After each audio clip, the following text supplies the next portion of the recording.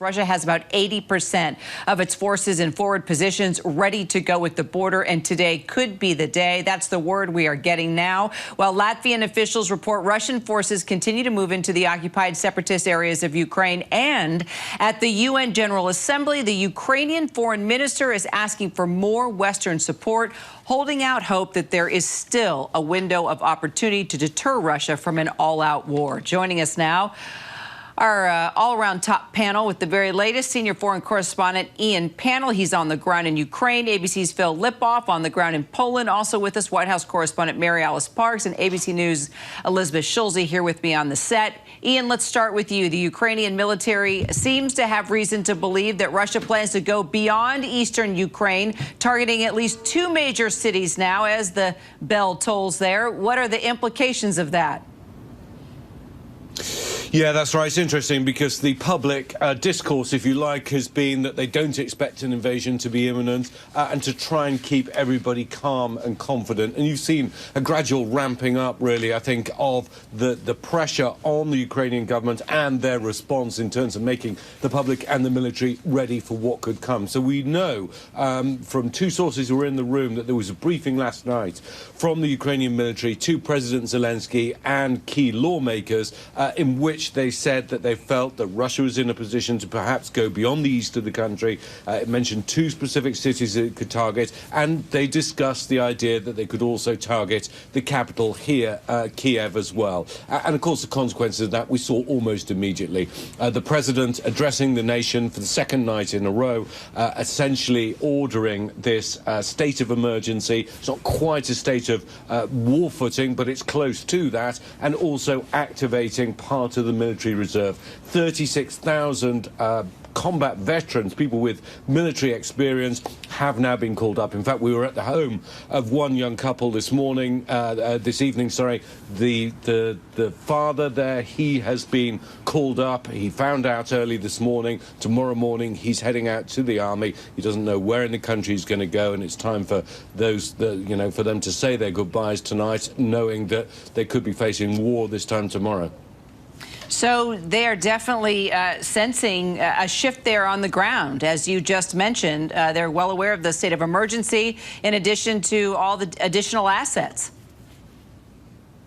Yeah, I mean, it's interesting because there is this veneer of calm. It's kind of that image of a duck or a swan where it looks calm on the surface, but underneath there's kind of furious paddling going on. And I think that pretty much sums up what's going on here. There is no panic on the streets. You don't see empty supermarket shelves as we see in America and in Europe whenever there's a weather system coming through. People are being very calm and they're exuding confidence, but they're all making plans. This couple that we spoke to this evening have basically, in the last 24 hours, formed a plan A, B, and C. Plan A is where they shelter in place. Plan B is getting all the relatives together in a safe location. Plan C is to leave the city altogether.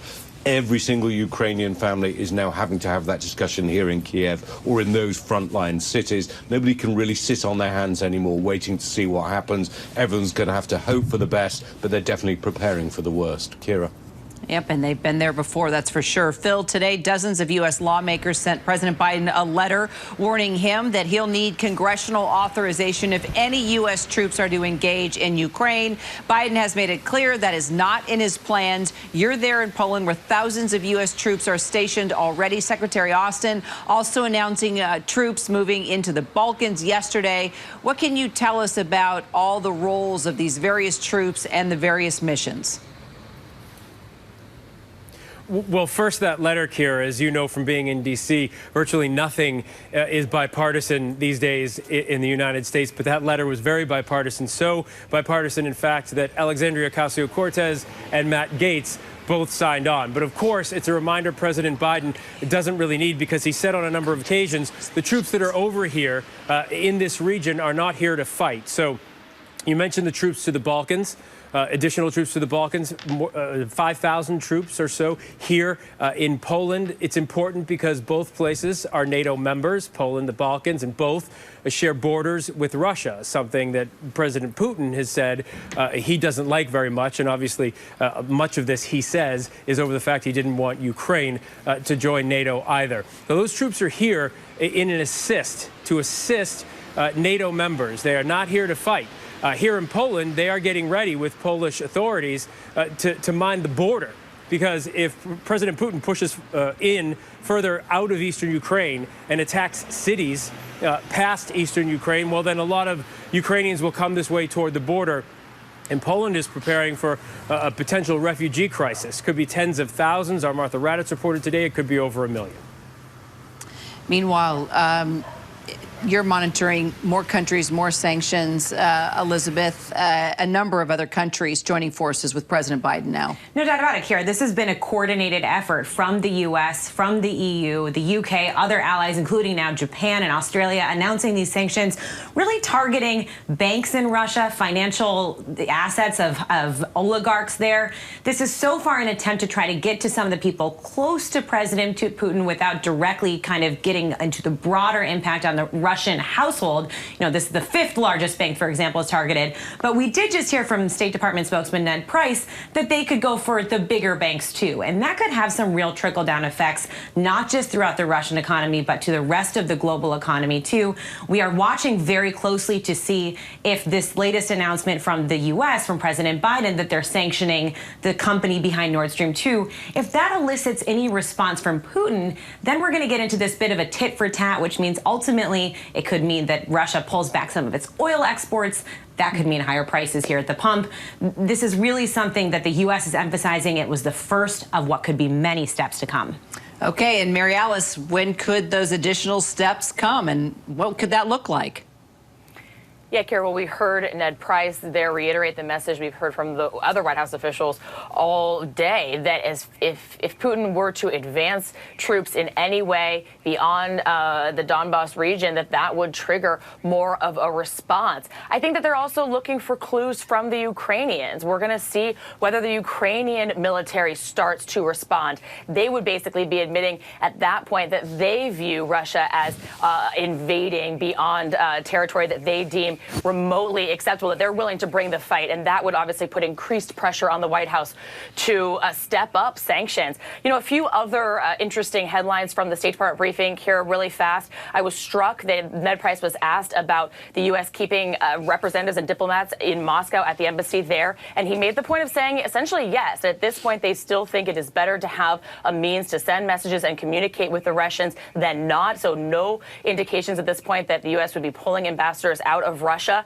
And then last, he said that, of course, Ukraine would have the right to self-defense. You know, the last few days we've seen Putin really do everything to put Ukraine's president, Ukraine's military in a box to provoke them.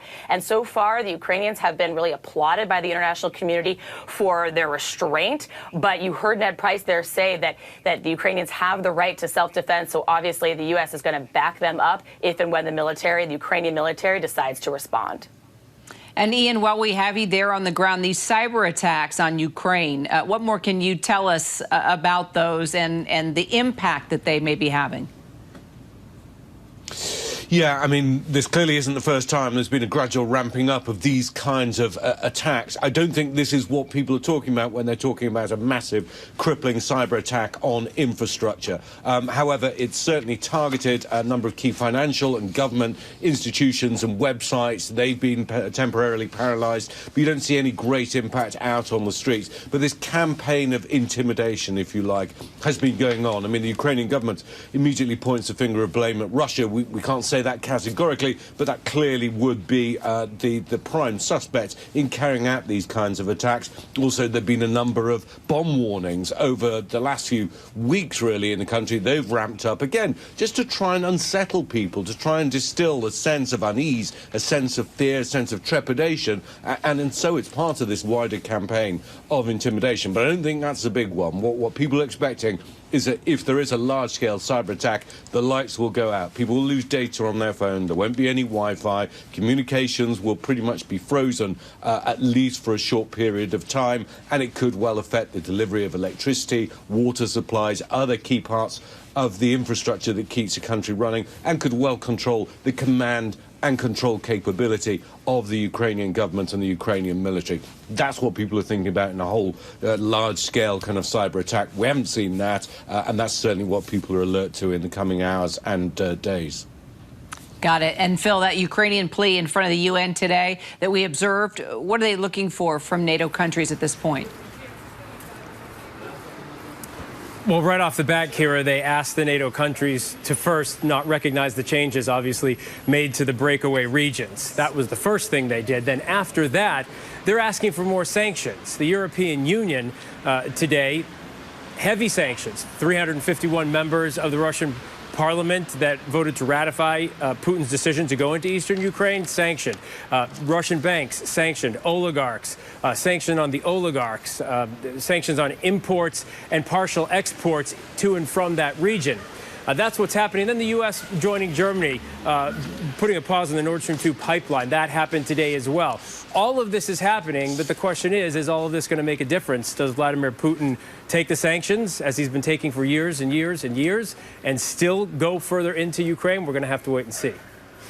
And Elizabeth, as we heard from Ned Price there at the State Department, if indeed Russia would rage a war here, the human rights aspect of things, that's really the first time we've heard this in such detail when that was raised in the briefing. Yeah, this is something that U.S. officials are increasingly pointing to, that this would be a brutal, devastating, costly war, focusing on the refugees, focusing on how the Ukrainian people would be directly targeted as part of this assault, and really trying to say this is why you watching at home should care about this. This is a breach of international norms. These actions that President Putin has taken violate international law, decades of treaties that have really been in place since World War II. And by sort of allowing this behavior from Putin, which of course the White House and allies are saying we don't allow it, it sets a dangerous precedent. Not breaking only the status quo. Absolutely, it creates this new norm. It might have more authoritarian governments say we can go forward with action like that, and that is a dangerous road to go down. And it's something we're hearing